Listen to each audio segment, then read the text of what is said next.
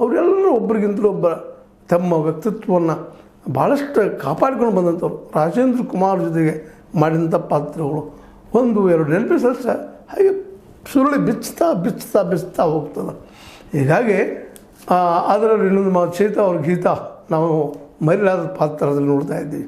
ಹೇಮಾ ಮಾಲಿನಿ ಜೊತೆಗೆ ಒಬ್ಬ ಖಳನಟನಾಗಿ ಅಥವಾ ಒಬ್ಬ ಏನಪ್ಪ ಅಂತಂದ್ರೆ ಒಬ್ಬ ಅತ್ಯಂತ ಉಡಾಳ ವ್ಯಕ್ತಿಯಾಗಿ ಕಂಡಿದ್ದಂತೂ ಮರಲಿಕ್ಕೆ ಸಾಧ್ಯ ಇಲ್ಲ. ಇವೆಲ್ಲನೂ ಯಾಕೆ ಇವತ್ತು ನೆನಪಿಸ್ತಾ ಇದ್ದೀನಿ ಅಂದರೆ, ಅವ್ರು ಎದ್ದು ಹೋದಾಗ ಸಹಜವಾಗಿ ಇವೆಲ್ಲ ನೆನಪಾಗ್ತಾ ಇಂಥ ವ್ಯಕ್ತಿ ಸಾಯ್ಲಿಕ್ಕೆ ಸಾಧ್ಯನಾ ಅಂತ. ನಮ್ಮ ಕನ್ನಡದ ಡಾಕ್ಟರ್ ರಾಜ್ಕುಮಾರ್ ಆಗಿರ್ಬೋದು, ತೆಲುಗದ NT ರಾಮರಾವ್ ಆಗಿರ್ಬೋದು, ಅದೇ ಕಾಲಕ್ಕೆ ತಮಿಳಿನ MG ರಾಮಚಂದ್ರನವರಾಗಿರ್ಬೋದು, ಶಿವಾಜಿ ಗಣೇಶನ್ನವರಾಗಿರ್ಬೋದು, ಇವರೆಲ್ಲರ ಜೊತೆಗೆ ಪಾತ್ರ ಮಾಡಿ ಬಂದಂಥವರು.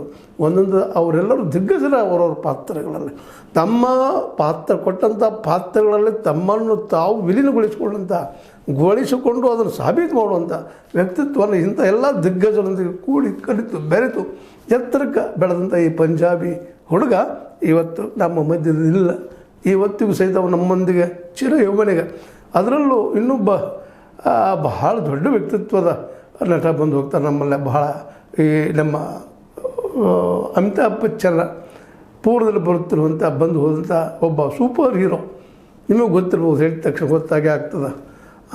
ಯಾದಗಾರ್ ಅಂತ ಫಿಲ್ಮ್ ಕೊಟ್ಟಿರ್ಬೋದು, ಮತ್ತೊಂದಾಗಿರ್ಬೋದು, ದೇವಾನಂದರ ಜೊತೆ ಕಾಂಪಿಟೇಷನ್ ಮಾಡಿದಂಥದ್ದಾಗಿರ್ಬೋದು.